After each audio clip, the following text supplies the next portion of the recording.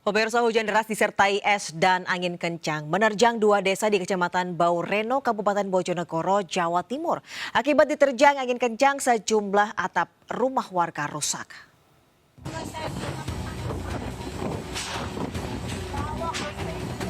Hujan deras disertai angin kencang menerjang Desa Tlogo Agung, Kecamatan Baureno, Kabupaten Bojonegoro, Jumat sore. Kencangnya hembusan angin membuat warga ketakutan. Sementara di Desa Selorejo, Kecamatan Baureno, hujan disertai dengan butiran es berukuran kerikil jatuh di teras rumah warga.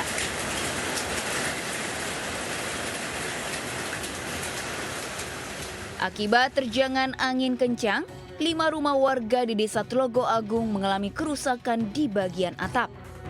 Dari Bojonegoro, Jawa Timur, Dedi Mahdi, iNews melaporkan.